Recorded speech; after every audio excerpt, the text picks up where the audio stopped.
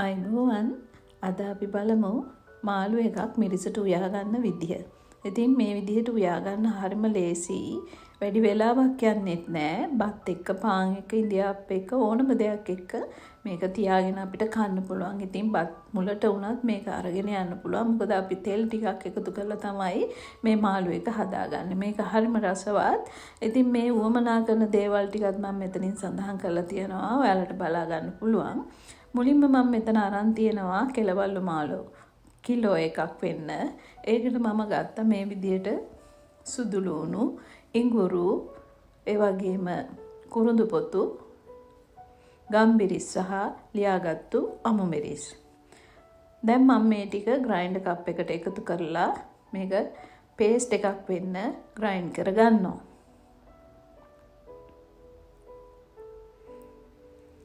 දැන් මේකට අත්‍යවශ්‍යම දේ තමයි ගොරකා. මම මේ විදිහට ගොරකා පේස්ට් එකක් එකතු කරගන්නවා මේ සැහැඳි දෙක තුනක්. ඉතින්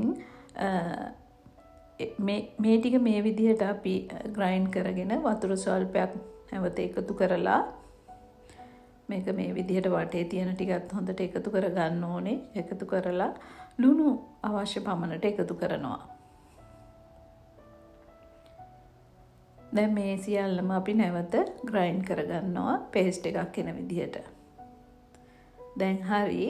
දැන් අපි මේ මිශ්‍රණය අපේ සෝදා පිරිසිදු කරගත්තු මාළු ටිකට එකතු කරලා පරිස්සමට කලවම් කරගන්න ඕනේ මාළු ටික පොඩි නොවන විදිහට. දැන් මේක ඉතුරු වෙලා තියෙන ටිකත් අපිට වතුර ටිකක් එකතු කරලා පස්සේ මාළු වලට එකතු කරගන්න පුළුවන්. දැන් මේ ටික කලවම් කරගෙන විනාඩි 15ක් විතර අපි පැත්තකින් තියා ගන්නවා.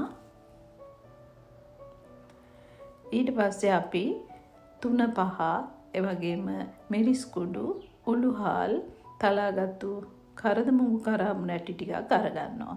ඉතින් තෙල් ටිකක් මේ විදිහට ලිපේ තියලා තෙල් වලට ලියාගත්තු ලුණු ටික අපි මුලින්ම එකතු කරනවා. ඉතින් පහලින් සඳහන් කරනවා ඌමනා කරන දේවල් නැවතත් ඔයාලට බලා ගන්න පුළුවන්. ඒ වගේම මේ විදිහට කරපිංචා රම්පෙ ටිකත් අපි තෙලට දාලා ටෙම්පරාදු කර ගන්නවා. දැන් අර අපි ගත්තු 3-5 මිරිස් කුඩු උළුහල් සියල්ලම තෙලට එකතු කරලා විනාඩි 2ක් විතර ටෙම්පරාදු කර ගන්නවා.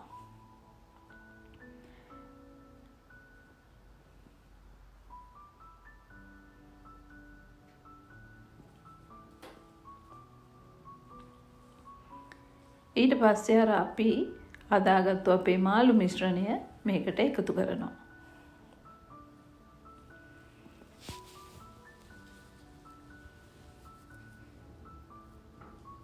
ඉතින් මාළු හදන විවිධ ක්‍රම තියෙනවා.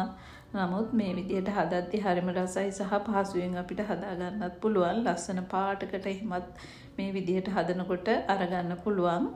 ඉතින් දැන් මේ ටික අපි මේ විදිහට හොඳට කලවම් කරගන්නවා. ඒ වගේම තමයි කැමති මාළු වර්ගයක් වුණත් ඉතින් මේකට මේ විදිහට හදද්දී ගන්න පුළුවන්. දැන් මේ ටික මේ විදිහට කලවම් කරගෙන අපි විනාඩියක් දෙකක් මේ විදිහට උයා ගන්නවා. ඊට පස්සේ තමයි අපි මේකට වතුර එකතු කරන්නේ.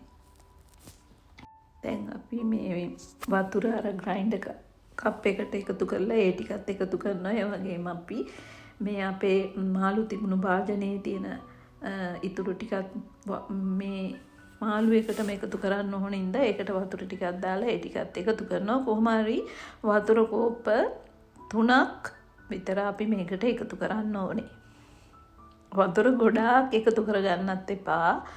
එතකොට ගොඩාක් වෙලා ඉතින් ඉස්ම තියනකම් තැම්බි මාළු කෑල්ල තියා ගන්න වෙනවා. ටිකක් හිඳව ගන්නවා නම් ඒ නිසා වතුර ගොඩාක් එකතු කරන්නේ නැතුව මේ විදිහට අපි වතුර කෝප 3ක් විතර එකතු කරලා මේක වහලා මද ගින්දරේ තමයි උයාගන්නේ. ගින්දරත් ගොඩක් වැඩි කරගන්න එපා. දැන් වරින් වර අපි මේක ඇරලා පියන ඇරලා මේක හොඳට කලවම් කරගන්න ඕනේ. හැම කෑල්ලක්ම හොඳට තැම්බෙන විදිහට. ඉතින් මේ විදිහට ටිකක් අඩු හින්දරේ උයද්දි තමයි අපේ මාළු වලට හොඳට ලුණු ඇඹුල් අල්ලන්නේ. ඉතින් ඒ නිසා මේ විදියට වහලා විනාඩි 7ක් විතර අපි මේක වරින් වර හැඳි ගාමින් උයා ගන්නවා.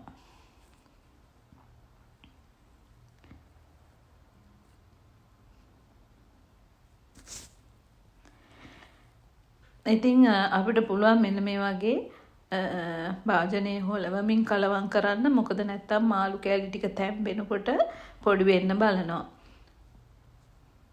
ඉතින් දැන් අපේ මාළු එක ඉදිලා තියෙන්නේ.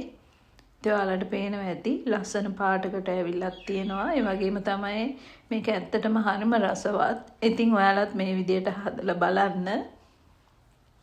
ඔයාලගේ අදහස් කමෙන්ට් එකකින් එකතු කරන්නත් අමතක කරන්න එපා. නැවත දවසක හමු වෙමු. ආයුබෝවන්.